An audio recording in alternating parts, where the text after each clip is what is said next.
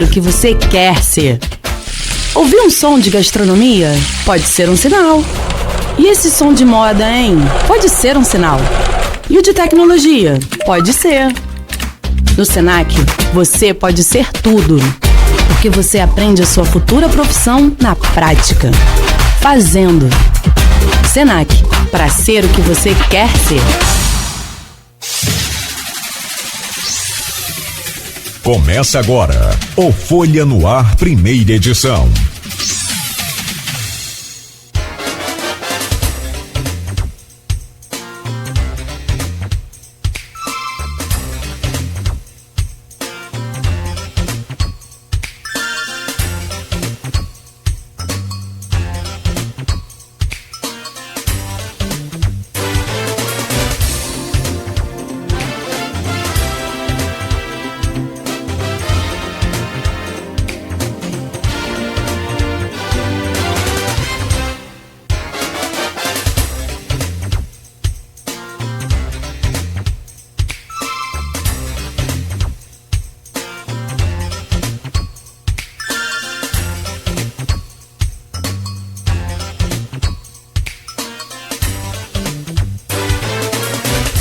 Quarta-feira, 31 de julho de 2024, começa agora pela Folha FM 98,3, emissora do grupo Folha da Manhã de Comunicação, mais um Folha no Ar. Você pode acompanhar esse programa agora pelo Face, pelo YouTube, pelo Instagram, ao vivo também. Daqui a pouco tem esse programa disponível aí em todas as plataformas tocadoras de podcast e logo mais reprise na Plena TV a partir das 17 horas. São 7 horas e 18 minutos, muito bom dia, sejam todos bem-vindos. Vamos às principais informações. Hoje é quarta-feira, Campos amanhece com tempo nublado, choveu ontem, que finalmente depois de acho que é quase 60 dias sem chuva, chuvinha chegou ontem, já, né, dando uma ajuda, dando uma auxiliada em todo esse momento que a gente vive. E para hoje o Instituto Nacional de Meteorologia traz possibilidade de chuva, sim, novamente no decorrer do período. Pode ser agora pela manhã, pode ser também no fim da tarde, conforme foi ontem. Temperatura diminui bastante, a máxima para hoje é de 25 graus, a gente chegou segunda-feira a 33 graus, né? 33 graus de máxima, e a mínima hoje é de 18 graus, agora faz 19 graus aqui no centro da cidade. Quarta-feira, dia 31 de julho, hoje o programa vai trazer aqui também as manchetes do jornal Folha da Manhã, o impresso, mas nós temos a bancada hoje com o Aloysio Abreu Barbosa. Vamos conversar com o Carlos Eduardo Rezende, professor Carlão Rezende, da UENF, do Laboratório de Ciências Ambientais, do LCA, para falar também mais um que a gente segue ouvindo aí, nesse momento dessa crise hídrica que a gente falava ontem aqui com o João Siqueira, que é diretor do Comitê da Bacia Hidrográfica do Baixo Paraíba. Na segunda-feira nós já conversamos aqui com o Juliano Tinoco, que é o diretor executivo da empresa Águas do Paraíba, e hoje a gente conversa com o professor Carlos Eduardo Rezende, está aqui com a gente do Laboratório de Ciências Ambientais da UENF, para falar sobre os resultados dos testes da água do Rio Paraíba do Sul. Vamos falar sobre geosmina, vamos falar sobre carvão ativado, essa periodicidade de monitoramento, né? Vamos abordar nesses dois blocos iniciais do programa, né, tudo sobre essa situação da água que apresenta ainda em alguns pontos da cidade esse odor e esse gosto ruim, né, também. E por fim, o Carlão comenta e fala aqui sobre a denúncia anônima de assédio na UENF. Carlão, bem-vindo, já vamos trazer o seu bom dia. Deixa eu só trazer aqui as manchetes do jornal Folha da Manhã e a gente já começa aí esse programa. No oferecimento de Proteus, Serviços de Saúde e Medicina Ocupacional, qualidade certificada ISO 9001-2015, Unimed Campos, cuidar de você. Esse é o plano. Laboratório Plínio Bacelar e vacina Plínio Bacelar, cuidando bem de tudo que te faz bem, e com o aplicativo do Laboratório Plínio Bacelar ficou mais fácil, mais rápido, mais prático você acessar aí todos os seus resultados de exames, histórico e muito mais. E o apoio é de Radmed Diagnósticos por Imagem, sempre à frente. Na manchete de capa hoje do jornal Folha da Manhã: estudo descarta toxina e água é tratada com carvão ativado. Laudo parcial da UFRJ descarta toxina no Paraíba. INEA diz que mancha no Rio foi tratamento com carvão. Aliás, mancha essa que nós anunciamos aqui ontem em primeira mão, né, com o Aloysio Abreu Barbosa, que trouxe um vídeo, né, feito também e postado lá no portal Folha 1, né, pela nossa equipe do jornal Folha da Manhã, e, né, mais tarde desvendado aí o que era essa Oi, Luiz. Só para dar o crédito profissional, que sempre mostra o crédito profissional. Bom. Nosso diretor de fotografia, Rodrigo Silveira, que mora, o caminho de trabalho dele, ele passou, viu e fez vídeo. O vídeo foi dele, é. É Rodrigo Silveira. Rodrigo Silveira. De fotografia. Muito só bom. Dar o crédito. Não, perfeito. Ótimo. Eu tinha esquecido que o vídeo era dele, achei que era de populares que a gente tinha colocado, mas o vídeo dele, muito bom. Que é o diretor de fotografias. Editor de fotografia da Folha da Manhã.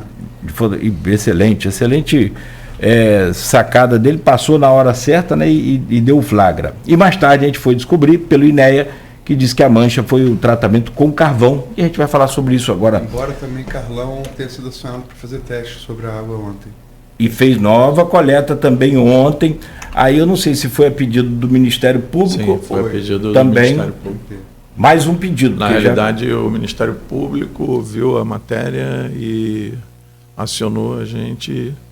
E, na sequência, nós fomos, inclusive, acompanhados por um grupo, né, da Polícia Militar, porque o local ali é um local relativamente de difícil acesso, né, e aí, então, coletamos exatamente na saída do efluente e antes um pouquinho onde já estava a mancha mais esverdeada, que era a característica do rio no momento. Ah, perfeito. Vamos falar sobre tudo isso daqui a pouco. Foi a segunda coleta que vocês fizeram, né? Foi a segunda. Que a outra já foi, pela imagem que eu vi, semana passada, né? É. Da Ponte Barcelos Martins. Na realidade fizemos em 3 pontos, né? Sim. Também próximo à estação de tratamento de água.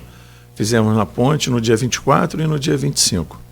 Ah, legal. Foram essas amostras que a FRJ deu o resultado parcial ontem, que eles enviaram para a FRJ. Exatamente. E que está aqui na capa da Folha, né? Descartada aí a toxina, e nós vamos falar sobre isso. Parcial, né?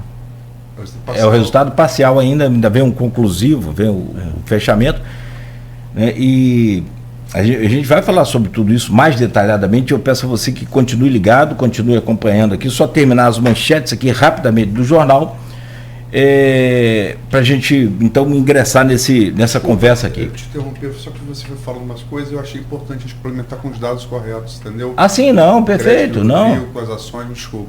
Não, claro, evidente que quanto mais informação nesse momento, e é esse o nosso papel aqui, é justamente esse, não tem que, né, desculpar, pelo contrário, a gente tem que agradecer para poder agregar, para poder mostrar o máximo de informação possível e trazer aí essa transparência de informação para a população, que no mínimo fica curiosa com todo esse, e preocupada e curiosa também com todo esse momento.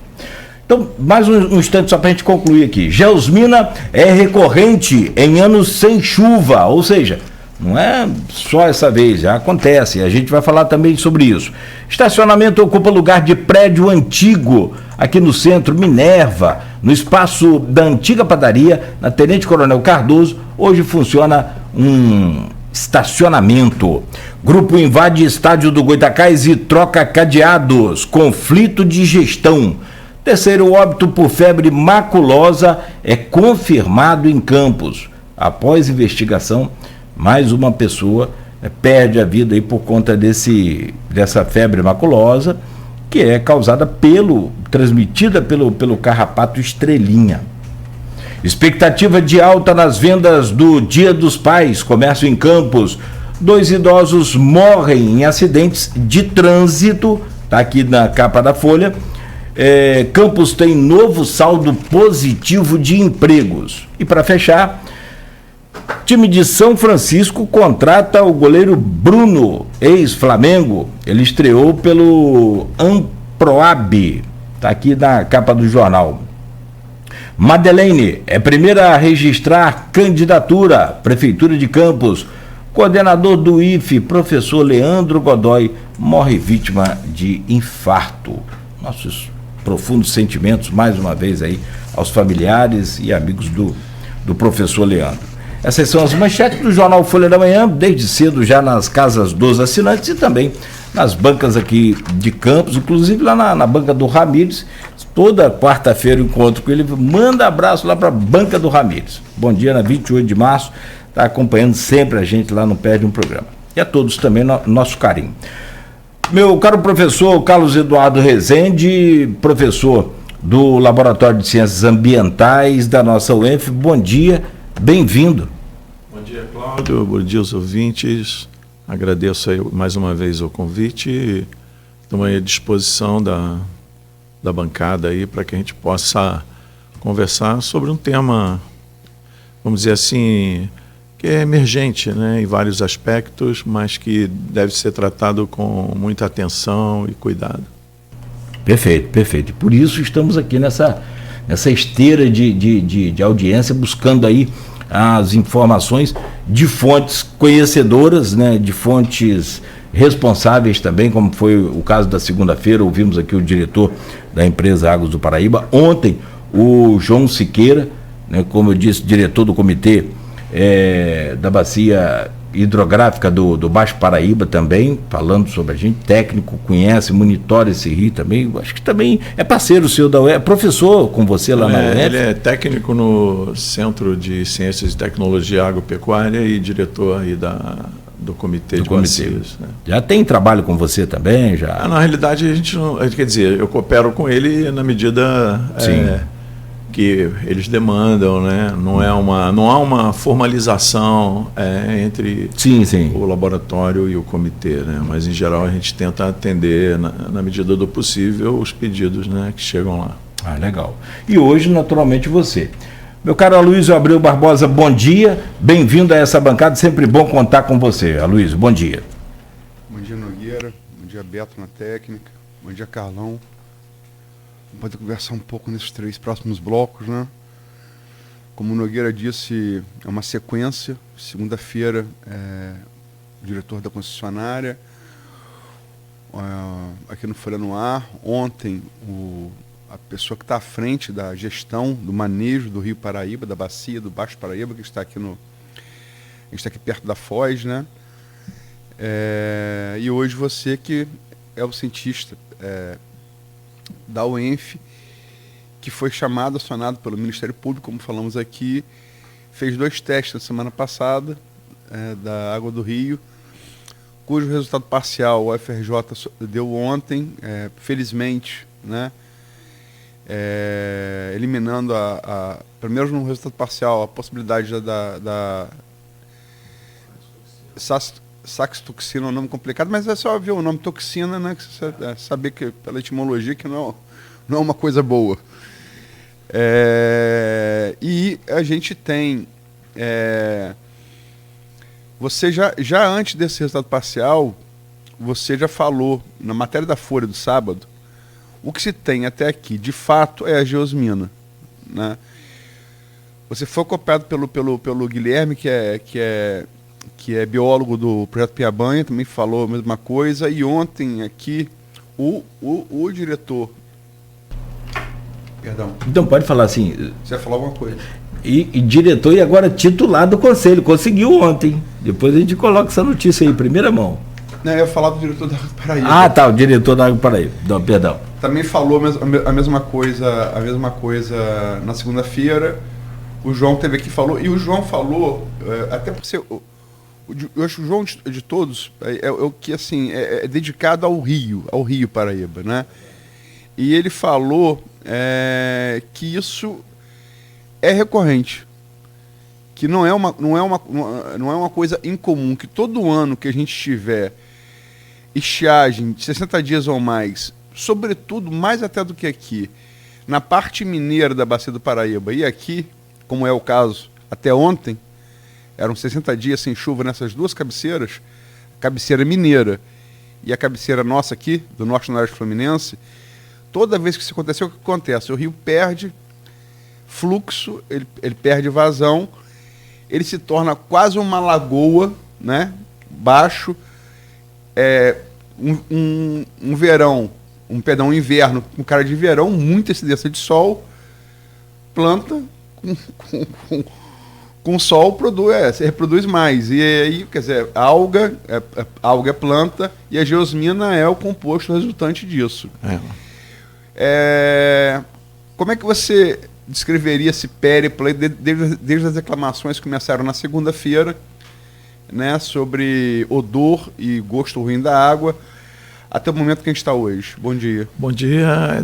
Dizer só que, da mesma forma que o João, eu me dedico ao Rio Paraíba do Sul já desde que cheguei ao ENF, né, com vários tipos de projeto, né? A dedicação é um pouco diferente nas nossas áreas, né? Mas eu também me dedico intensamente a esse rio. Nós, inclusive, temos um programa que a gente chama um programa ecológico de longa duração, né, que faz uma série de medidas aqui e que, obviamente, abastece muitas vezes o comitê com informações adicionais. Bom, essa analogia feita pelo João e que você aqui trabalhou, ela é, eu diria, perfeita. O único detalhe que falta, né, que tem um outro componente, ou dois outros componentes, que é, por exemplo, esse rio ainda recebe muito rejeito, né, de esgoto agrícola, né, um rio de múltiplas fontes, né, industrial, agrícola e doméstico. Então, tudo que a planta precisa, né, essa floresta invisível que a gente tem no Rio Paraíba do Sul, ela vem esses nutrientes, baixas partículas de suspensão e o sol, como você falou. E essa microalga, né, ou essas cianobactérias, são exatamente espécies que nós chamamos de espécies oportunistas, né? Elas crescem em detrimento de outras, né? Elas podem ou não produzir toxinas. No caso da geosmina, eu diria assim, um ponto que chama a atenção é que ela produz esse odor e esse sabor, né? Alterando, então, as características organolépticas da água, né? Então, ela dá esse alerta. Já outras toxinas que podem potencialmente ser produzidas por outras espécies que acompanham a microalga que produz a saxitoxina, elas não produzem, né? Elas são silenciosas. Foi aí que, quando nós vimos uma espécie que potencialmente poderia produzir essa toxina, né? No caso a saxitoxina, nós fizemos o alerta, né? A partir, obviamente, da provocação do Ministério Público, né? Que foi o que iniciou, né, essa linha do tempo aí. E aí nós não fazemos esses testes na UENF, né? E aí, obviamente, eu sou egresso do Instituto de Biofísica Carlos Chagas Filho na UFRJ. Lá eu diria que tem, se não a maior, uma das maiores especialistas brasileiras. Eu entrei em contato com a professora Sandra Azevedo e ela muito, vamos dizer assim, muito solícita, falou: Carlão, pode mandar as amostras aqui que eu farei para você. Né? Agora, eu só vou pedir um tempo, porque, obviamente, nós estamos num período extremamente delicado, muita gente de férias, enfim, ela acabou recrutando um pós-doc dela lá, que se dispôs a ir trabalhar e fazer essas análises, né? Então, foi assim que começou todo esse périplo em relação a essas medidas que estão sendo realizadas lá no Instituto de Biofísica. E o primeiro resultado é exatamente a ausência da saxitoxina, né?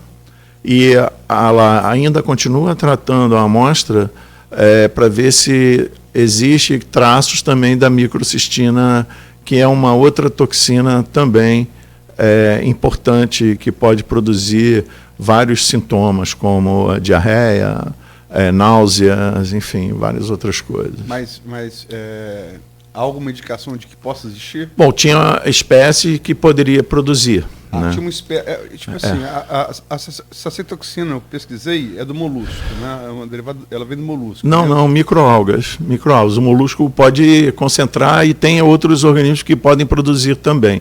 Mas nesse caso é a microalga que produz. A sacetoxina também vem da microalga? A saxitoxina.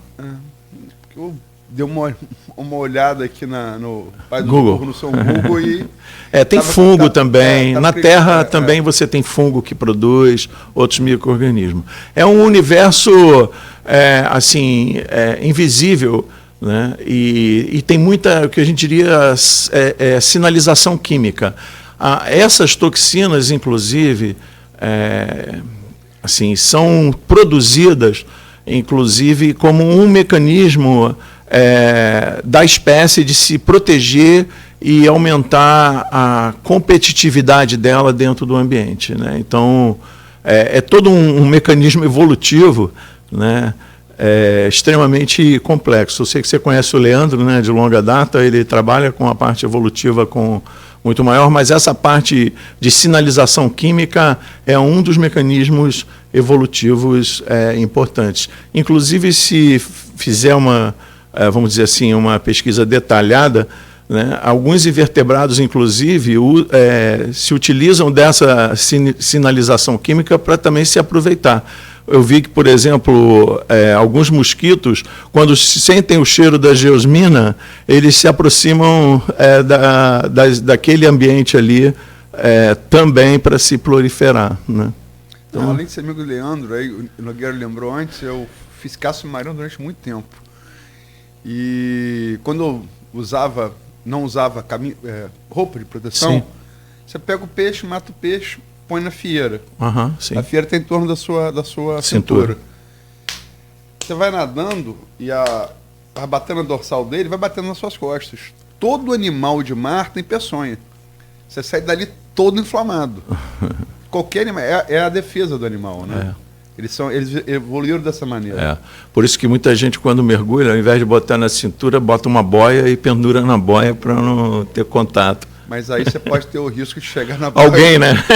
Chegar na boia e não ter mais nada, uma barracuda, um tubarão terem pego seus peixes. Mas daí o tubarão já teria se alimentado de uma presa muito maior. O mergulhador não, né? Não, o tubarão e barracuda são atraídos muito pelo sangue. Pelo sangue.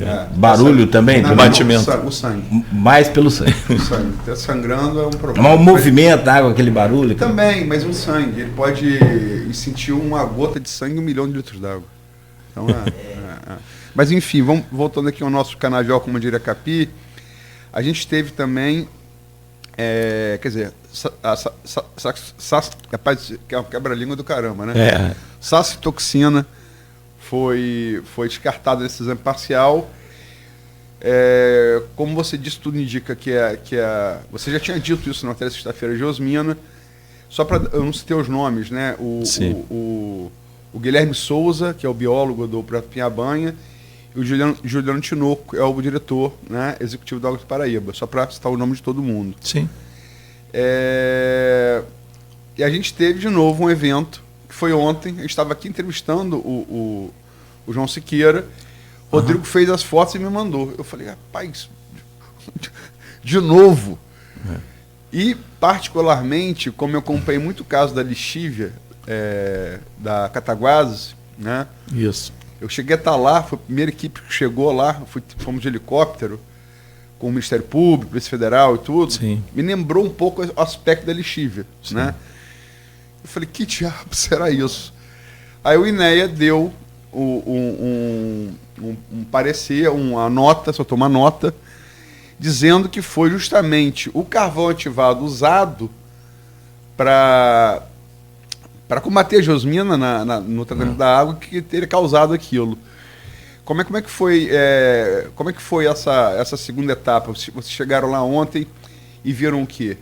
Na realidade, o que aconteceu? O Ministério Público novamente acionou, né, o laboratório, e aí nós, com o grupo técnico, fomos apoiados pela Polícia Militar para chegar lá na área, né, principalmente na área do descarte. Né. Bom, coletamos uma amostra no rio, sem a influência daquela mancha, né, escura, e uma exatamente dentro do ponto do descarte. Né. Não foi nem mistura do rio, foi lá mesmo próximo ao efluente. A gente desconfiava que realmente era fruto de uma retrolavagem dos filtros, em função, vamos dizer assim, do tratamento desse volume excessivo de matéria orgânica que tem nessa água, nesse momento, né? Mas aquele efluente ali de primeira, ele tem uma condutividade quase 12 vezes acima do Rio Paraíba do Sul. Por exemplo, o Rio Paraíba do Sul tem 57 microsiemens por centímetro, né? A condutividade é uma medida da quantidade de íons que você tem em solução, né? Seria quase como... É um parâmetro utilizado para medir salinidade também, né? Você mede a condutividade e corrige com a temperatura, você chega à salinidade, que eu acho que é um parâmetro mais de domínio comum maior, né? E medimos a condutividade nesse efluente e ela estava em torno de 640 microsiemens por centímetro. E, obviamente, faremos uma análise química desse material. Tudo bem que tem carvão, mas, obviamente, tem outras coisas além do carvão, porque a finalidade do carvão ativado é exatamente reter eletrólitos e essas coisas todas para purificar a água.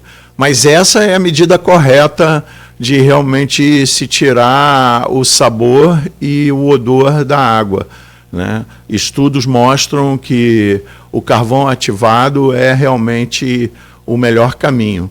Inclusive, a cloração excessiva, numa situação como essa, ela não é recomendável. Estou dando aqui até eu não sei, obviamente, não acompanho o procedimento na estação de tratamento, não sei como foi feito desde o início, mas se fizer uma cloração excessiva num primeiro momento, o que acontece? Você tem a ruptura da célula, né, da alga, e aí sim a liberação desse material. Talvez esse primeiro momento, onde o tratamento convencional estivesse sendo feito, promoveu esse cheiro excessivo na água, tá? E aí, obviamente, a partir do momento em que se utiliza o carvão ativado, você reduz, né? A literatura mostra isso com bastante eficiência, né? Quem entrevistou, você me permite, Nogueira, você que entrevistou, mas eu tive que resumir para escrever de ontem para hoje. Sim. Tanto o que o Carlão disse, quanto o Guilherme disse, quanto o que o Juliano disse, o que o João disse, eu tive que resumir para tentar achar uma linha narrativa para os fatos. Então, o que o Juliano disse aqui a versão da Águas Paraíba, os passos que eles adotaram. Vou ler. Abre aspas. Ele disse nesse programa onde você está sentado. Pela questão das queixas, já na segunda a gente começou a dosar. Foram naquele momento 4 queixas. Mas, de fato, na terça aumentou bastante o número de reclamações. A gente atende a 165 mil residências. Se você multiplicar uma média de 3 pessoas, a gente deve estar falando aí em torno de 400 mil pessoas abastecidas pela água do Paraíba do Sul. Pela água do Paraíba do Sul, perdão. Não é concessionária, é o rio. As pessoas conseguiram reclamar, abrir suas solicitações, as equipes foram ao local, fizeram a verificação, coletaram água para análise. Adotamos o mesmo processo de qualidade que é sempre feito nesses casos. E ele segue.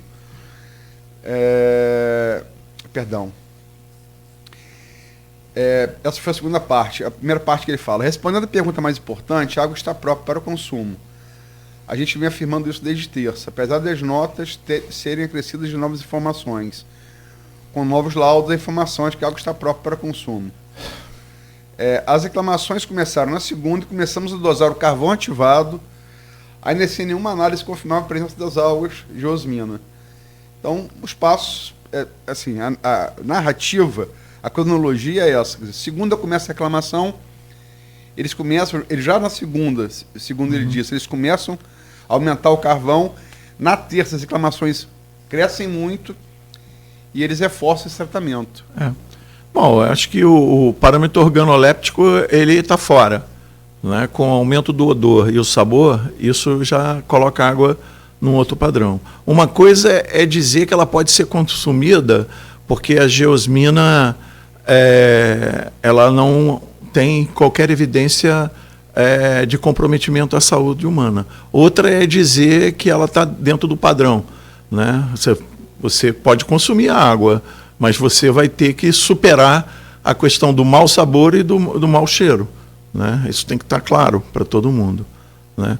Agora, realmente, eu acho que nesse sentido, se desde um primeiro momento eles começaram a tratar a água com carvão ativado, né, obviamente isso vai sendo reduzido. Né?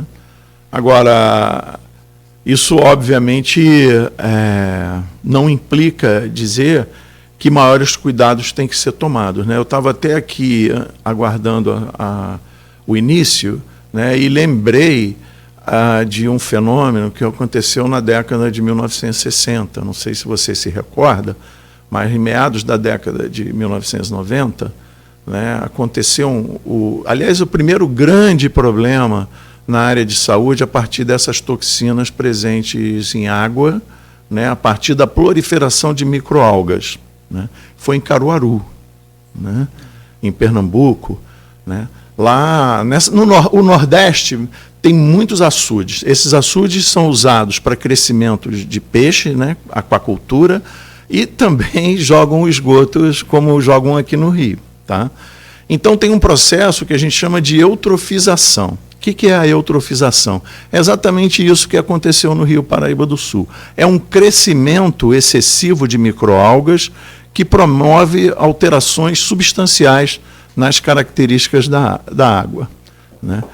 Nesse caso de Caruaru, foi o crescimento, salvo algum erro da minha memória, foi o crescimento de uma espécie chamada Cylindropermopsis, que é também uma cianobactéria. Essa cianobactéria produz toxinas, eu acho que hepatotoxinas. Né? E o que aconteceu? Toxina para o fígado. Então, pacientes de hemodiálise, né, eles usam um volume de água grande. Sim. Durante o processo da diálise, né, da hemodiálise. Morreram 60 pessoas como resultado, né, do uso dessa água. Acho que 1996. Pesquisou aí? Pesquisamos cedo, eu estava lembrando. Isso foi, você lembrar, foi em Caruaru, Pernambuco. Aqueles pacientes que faziam hemodiálise começaram a ter problema. Nesse caso, realmente, eu te conhecia, mas desculpa. Pois é. Morreram 60 pessoas. Então, vamos dizer assim, a lógica da universidade é um pouco diferente da lógica de uma empresa e de um laboratório prestador de serviço. Né? Ao ser acionado pelo Ministério Público, cabia a gente verificar com riqueza de detalhes e subsidiar o Ministério Público e também a Secretaria de Saúde. Porque, por exemplo, numa situação como essa, né, os postos que fazem hemodiálise aqui na cidade de Campos deveriam ter sido alertados por potencial risco nesse tipo de situação. Coisa estranha que se exatamente, rapidamente. Exatamente. Entendeu? Então, náusea, vômito. Exatamente. Então, eu acho que esse tipo de situação, sabe, o Aloysio e Cláudio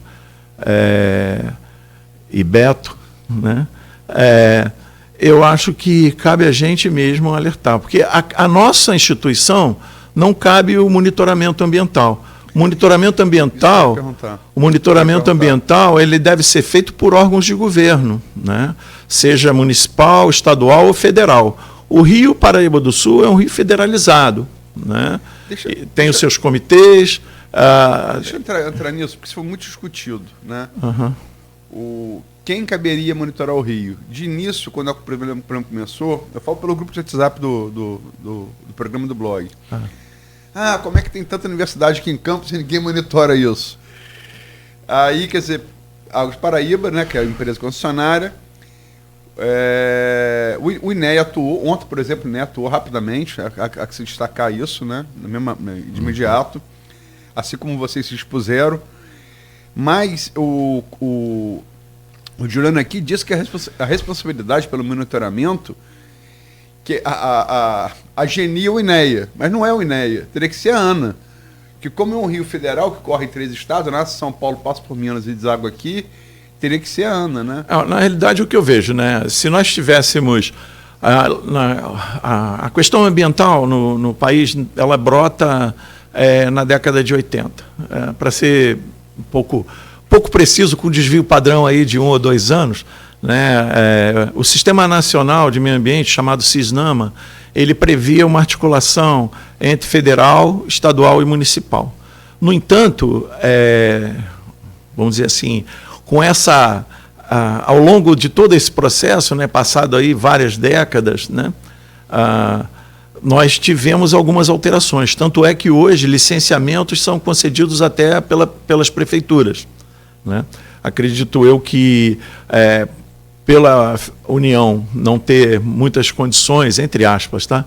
Mas deveria ter obrigação de vários licenciamentos, eles acabam atribuindo. E muitas vezes alguns municípios não têm corpo técnico adequado, então vários dos licenciamentos são feitos de forma inadequada, tá? E o que eu vejo, assim, essa é uma opinião pessoal, eu vejo que no trecho estadual, né, sendo o Rio Paraíba do Sul, uma artéria muito importante para o estado do Rio de Janeiro, caberia ao Instituto Estadual a ter um programa rigoroso de monitoramento. Inclusive, INEA, no caso. Exatamente. Né? Mesmo sendo um rio federal, caberia o INEA no trecho, que é um trecho bem longo, dentro do estado do Rio de Janeiro, monitorar isso. Né? E aqui no Baixo Paraíba do Sul, eu diria a você, até mesmo porque ao longo do trecho do Paraíba nós temos muita captação de água, né? O Rio Muriaé tem um papel muito relevante, né? Então, é o maior afluente do Guandu para cá. Exato. Então, o monitoramento do Muriaé, né, e o monitoramento do Paraíba do Sul, dentro do trecho estadual, eu considero muito relevante. Eu não sei se vocês se recordam, mas teve uma época que Campos estava ensolarada e quase a cidade inundada. Por que estava acontecendo isso? Porque chovia muito na bacia do Muriaé e não chovia em Campos, mas a água começou a subir lá na UENF mesmo, como nós estamos ali muito próximo ao rio, ficamos muito preocupados de que tivesse o transbordo do rio, né? Mas, enfim, eu considero que é muito relevante o monitoramento. Essa discussão ela tem que ser posta, e eu acho que o mais importante disso tudo, a gente tem que ter facilidade de acesso às informações, seja ela da empresa, seja ela do INEA. Entendeu? Esses dados têm que ser disponibilizados para consulta de quem quiser. E da ANA. E da ANA também. Mas a ANA tem mais informação, inclusive, do que os outros órgãos que eu citei anteriormente, tá? As pessoas, obviamente, podem não gostar, mas essa é a mais pura verdade. Eu falei isso, inclusive, com o diretor da Águas do Paraíba. Você entra na página da Águas do Paraíba hoje, você não tem todos os parâmetros que as portarias exigem, tá, para você consultar, né? Você tem muito lá, parâmetro como pH, coliforme total, coliforme fecal, né? Então, acho que isso aí tudo bem, é um dado, mas você tem aqui várias áreas de captação de água, né? Não é só do Paraíba do Sul, você tem água também captada subterrânea, né? Sim, sim. Em aquíferos. Então, quer dizer, são importantes dados como, por exemplo, concentração de metal. Olha, durante esse evento já tinha, eu não sei se vocês tiveram conhecimento, mas já tinha vídeo sendo divulgado, falando que, olha, não consuma essa água porque isso aí é metal pesado. Acho que as pessoas não sabem o que é o metal pesado, né? Mas para você ver, o metal, eles pelo menos sabem que o metal pesado faz mal à saúde. Isso já é Você chegou aqui em que ano, em Campos? Eu já tenho 31 anos, cara. Qual ano? 1992, né? Porque eu cheguei aqui no início da UENF, a UENF ainda não tinha nem funcionado, né? A gente já estava visitando, porque o início da UENF começou de fato em 92, 93 foi a primeira aula, né? Mas nós demos aula lá na Fundenor, porque se a UENF não começasse em 1992, né? A UENF não seria o ENF, seria o ERJ. Isso aí é um dispositivo constitucional. Então, naquela ocasião, Darcy e Vanderlei entraram em contato com o senhor Rubens Venâncio, que na época era o presidente da Fundenor, e nós demos cursos lá. Né? Foi assim que começou a UENF. Né? É por isso que eu tenho um carinho muito grande com a Fundenor, porque foi a Fundenor que possibilitou o início da UENF aqui na cidade. Tá? 10 anos antes disso, Campos teve um acidente. A Paraibuna Metais lançou metais pesados, zinco, cádmio e zinco. Eu sei porque eu fui uma das crianças evacuadas de Campos, eu me lembro muito nitidamente disso. Foi meio tipo aquele esquema das crianças da cidade de Londres na Segunda Guerra Mundial, um bombardeiro nazista. Elas foram evacuadas, porque não tinha água aqui. Sim. Eu li assim, isso me marcou muito. E você ia para a rodoviária, era um leva de crianças sendo evacuadas. Eu acho que dali ficou esse fantasma no imaginário popular dos metais pesados. Sim, mas eu acho que tem que ter esse cuidado mesmo. E nós fizemos análise de metais e circulamos para o Ministério Público e também para o vereador. Jorginho Vigílio. Não, foi para o cabo Alon Simar. Ele foi a pessoa que solicitou e eu enviei o resultado a ele. Né? Inclusive enviei um primeiro documento e depois enviei com uma pequena correção que a gente detectou um pequeno equívoco lá na tabela que nós enviamos. Fizemos tanto na água de abastecimento quanto na água bruta, né? Porque são legislações diferentes, né? Você tem a legislação CONAMA 357 para a água do rio, né? Que os rios e a água do mar, elas têm diferentes classificações, né? E depende do tipo de uso que você faz da água do rio. Então, a gente enviou isso para o Cabo Alocimar e para o Ministério Público. Vamos enviar para o Comitê de Bacia aqui do Paraíba, do Baixo Paraíba, e vamos enviar também para a Secretaria de São Fidélis. Para você ver, a Secretaria de São Fidélis pediu para a gente informação. As secretarias de Campos, nenhuma pediu informação. Né? E sendo que o problema é aqui na cidade. Então, isso chama muito atenção. Né? A universidade é sempre responsabilizada porque está dentro dos seus muros, não sai. Quando a gente pode prestar um tipo de serviço e apoio, obviamente essa articulação não existe. Bom, não é responsabilidade minha, eu estou fazendo o meu papel lá, a quem solicita a gente envia a informação. Mas a concentração de metais, ela está dentro do que é previsto pela legislação, abaixo inclusive, né? Então, em relação aos metais, isso não promove qualquer dificuldade, mas, por exemplo, tem um metal que historicamente é monitorado por nós, né? Eu trabalho muito com mercúrio. Por causa do garimpo. Por causa do garimpo e porque aqui em Campos se utilizou na década de 70 fungicida à base mercurial, né?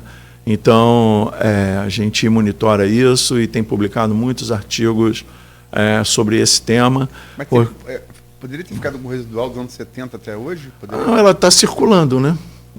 O mercúrio é um... Olha, eu vou fazer vou tentar explicar de uma forma rápida, né? Tem um trabalho que a gente fez na Lagoa de Cima. Anos, né? São 50 anos. E ele está circulando por aí. O mercúrio é um elemento que tem baixa pressão de vapor. Isso significa que durante as queimadas ele vai para a atmosfera. Qual é a principal barreira física próxima a Campos? Vamos lá. Barreira física? Campos. O montanha. O Imbé. O Imbé. Então, o que acontece? Esse mercúrio vai... Qual é o vento predominante em Campos? Nordeste. Então, se você visualizar o mapa, essa queima, ela vai ser transportada e depositada exatamente nos mananciais. lá naquela região do Imbé. Então, nós fizemos o que chama de um testemunho. Testemunho nada mais é do que um tubo que é penetrado no sedimento, de um sedimento marinho ou de uma lagoa. Nós enfiamos lá no meio da lagoa de cima. Fizemos vários, tá? Mas eu estou só fazendo uma síntese. Né? Fizemos vários testemunhos. E o que você vê? Você vê um crescimento da concentração do mercúrio, né? De baixo para cima. Ou seja, esse mercúrio continua sendo depositado. Né? Então você tem todo um processo, né, de transporte, deposição e reintrodução no sistema. E fizemos isso com uma técnica radiológica, que é uma datação que nos dá a taxa de sedimentação, e a gente viu que aquele mercúrio depositado ele começou a aumentar exatamente a partir da década de 70. E a década de 70, se você se recorda, nós tivemos um grande programa no Brasil, né, que é o programa Proálcool. Né? Então, aqui, inclusive, sim, era muito canavial, né? Muito canavial. Você teve muito canavial, naquela época foi o boom. Né? Sim, mas quando eu cheguei aqui tinha muito canavial. A gente chegava em Campos, tinha cana para tudo quanto é lado. Agora não tem, são outros 500. Mas veja bem, era uma bomba química sendo jogada na atmosfera. Né? Esse transporte é uma coisa muito interessante, né? Porque, por exemplo, o principal produtor de mercúrio no mundo é os Estados Unidos.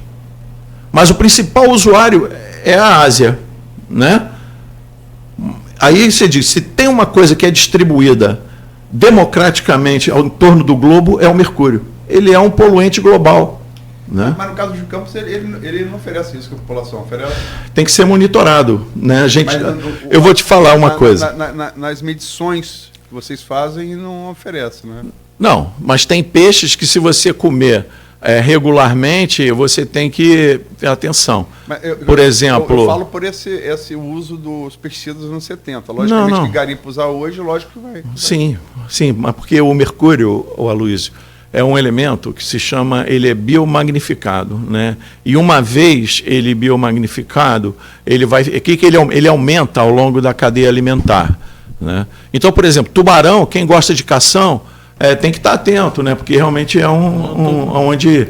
Eu estou ficando muito preocupado com esse negócio. Não precisa ficar preocupado, não. Ainda bem que eu não tenho ido muito ao Rio, acho que pretendo ir também, porque lá os bichos estão tudo com cocaína, né?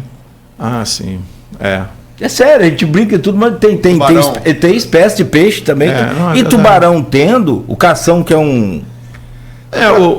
Rapaz, tem que fazer um intervalo aqui, ó. Para fechar o bloco, vamos voltar ao assunto do Rio. É uma história, é um ditado bom que tem entre caçador submarino. Né? Você sabe qual é a diferença de cação para tubarão? É quando você sabe qual é? Não. Quando você come ele é cação. Quando ele te come ele é tubarão. É só essa.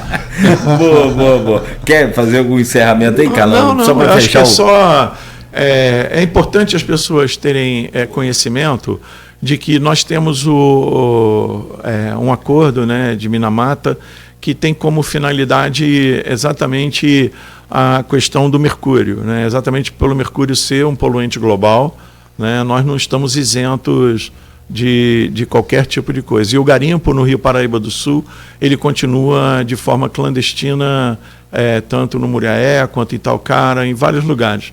Então é só porque eu vejo que o programa e essa oportunidade de estar aqui é um programa que serve muito para educar as pessoas. E um dos compromissos da Conferência de Minamata é exatamente a educação e a disseminação de conhecimento científico para a sociedade. Por falta de informação e de acesso à notícia e conhecimento, a gente não vai errar. Por isso é importante a transparência de todas as informações referentes à qualidade de alimento e à qualidade de água que a gente consome. Perfeito. Carlão, precisamos fazer um intervalo, são 8h06, avançamos e necessariamente avançamos. Tem geosmino, carvão ativado, essa periodicidade de monitoramento, a gente falou muito sobre isso. Só voltar a falar sobre o Rio. O seu João falou muito ontem, quem fala do seu João, mas tem uma boa notícia aí, ó. Lembra que a gente anunciou ontem aqui, Luiz, sobre a possibilidade, a briga, né, a luta, que ele estava em Brasília, ele fez a entrevista com a gente por videoconferência, né, e ele falava que havia, o campus tinha, né, 2 representantes na suplência, na reserva, na suplência do Conselho Nacional de Recursos Hídricos. E que ele ia tentar, estava lá para isso, para tentar a titularidade desses dois. Durante o dia, após a entrevista, hoje eu perguntei a ele. Ele conseguiu o que o Brasil tenta no Conselho de Segurança da ONU, não conseguiu. Da ONU, é verdade. Assento cativo. E finalmente, o Conselho Nacional de Recursos Hídricos agora conta com 2 titulares do CEIVAP, Comitê de Integração da Bacia do Paraíba do Sul, que conseguiu aí ser membro titular desse conselho. Parabéns ao João, parabéns a Campos. Nós agradecemos, sobretudo por essa luta, por esse esforço dele estar lá. E aí a gente faz esse intervalo. Na volta, ele falou muito sobre o negócio de sinais também, né? Que a natureza das sinais, o rio das sinais. Eu queria falar sobre isso. Tem uns trechos que o João falou que eu queria... Eu destaquei aqui uns trechos que o Carlão falou, que o Guilherme falou, que o Juliano falou. Acho que falta destacar uns trechos, mas no próximo bloco que o João falou. Ótimo. Perfeito. Tem um intervalo agora, então rapidamente você continue ligado, é bem rápido, a gente volta logo a seguir no oferecimento de Proteus, Unimed Campos, Laboratório Plínio Bacelar, Vacina Plínio Bacelar e o apoio de Radmed, com uma dica muito boa agora para quem quer investir o seu dinheiro. Você pode ouvir essa dica aqui da Nauta XP Investimento.